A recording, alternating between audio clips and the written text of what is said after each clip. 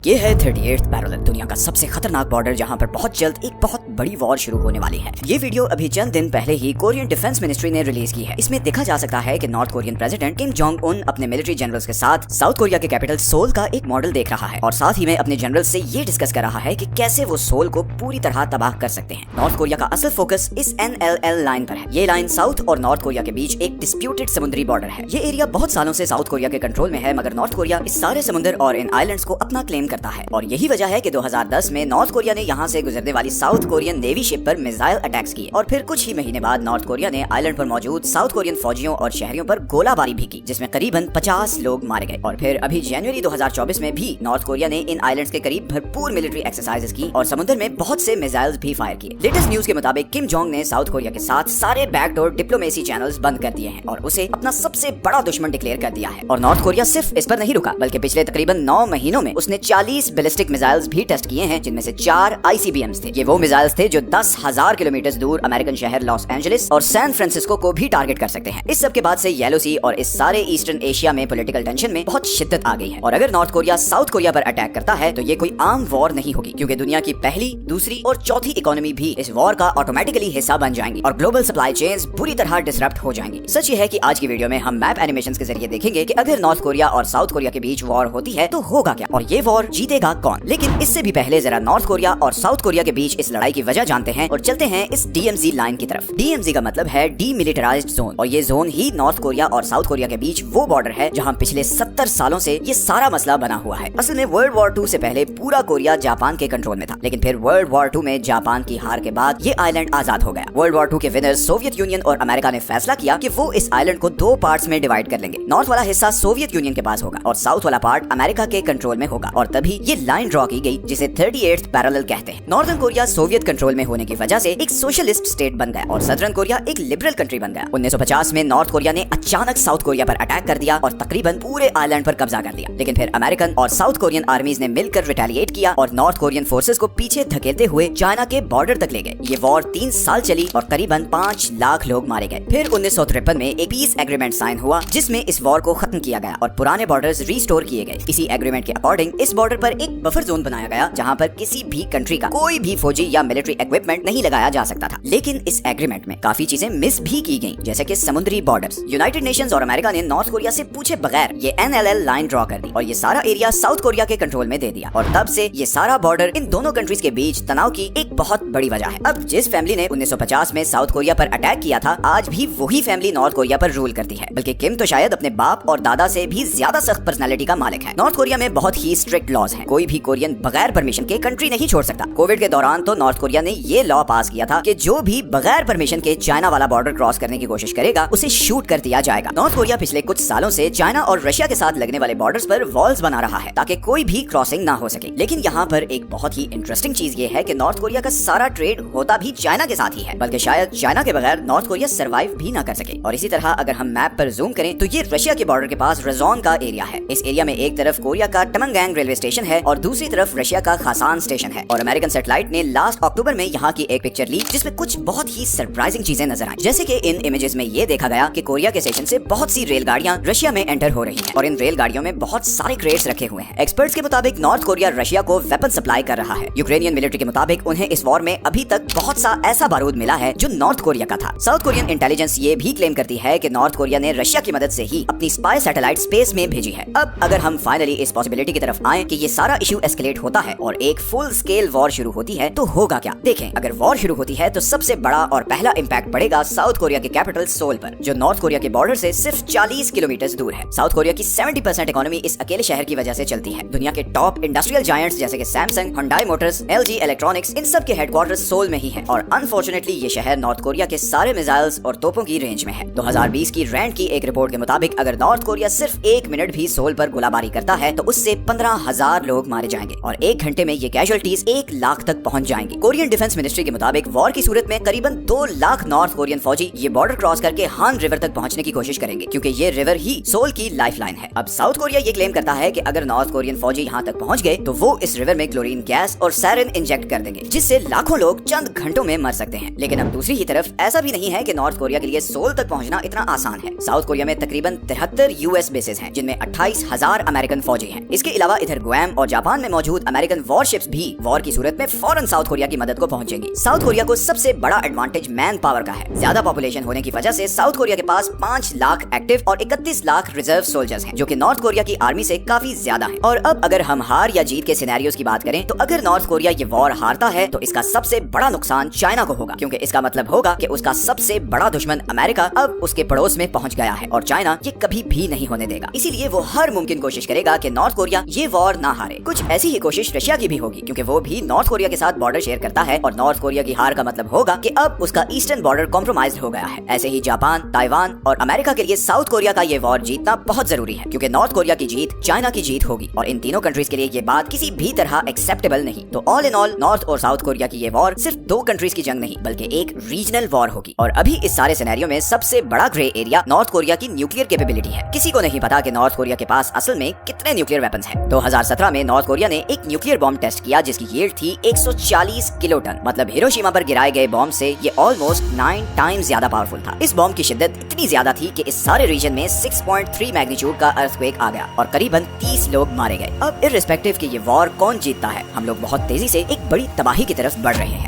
लोग Russia Ukraine war के बारे में डिनायल में थे, बट 2 साल के बाद भी ये वॉर थमने का नाम नहीं ले रही। गजा में इस वक्त जो हो रहा है वो भी किसी ने एक्सपेक्ट नहीं किया था। इतने महीने गुजरने के बावजूद ये लड़ाई रुकने का नाम नहीं ले रही। कितने ही मासूम बच्चे इन बॉम्ब्स का निशाना बन चुके हैं, मगर फिर भी ये आग नहीं बुझ रही। रेड सी में हौसी इसराइली कंटेनर्स को टारगेट कर रहे हैं और इधर चाइना ताइवान के मामले पर बहुत सीरियस है। और आखिर में अगर हम रशिया की बात करें तो सारे वेस्टर्न प्रोपेगेंडा और प्रेडिक्शंस के बिल्कुल ऑपोजिट, यूक्रेन ये वॉर हारने वाला है। आज से कई महीने पहले हमने रशिया यूक्रेन वॉर पर ये वीडियो बनाई थी और जो प्रेडिक्शंस की थी वो आज सब पूरी हो गई हैं। इस वीडियो का लिंक आपको आज की वीडियो के एंड में मिल जाएगा। So all in all things are getting very complicated. हम जियोपॉलिटिकल टॉपिक्स पे और भी बहुत सी वीडियोस ला रहे हैं। अगर आप किसी स्पेसिफिक टॉपिक पे वीडियो चाहते हैं तो नीचे कमेंट सेक्शन में जरूर बताएं। ये हैं वो सारे सोर्सेज जहां से आज की वीडियो के लिए हमने कंसल्ट किया है। चैनल को सब्सक्राइब जरूर कर दें और मिलते हैं नेक्स्ट वीडियो में एक और इंटरेस्टिंग टॉपिक के साथ। अपना ख्याल रखें। अल्लाह हाफिज।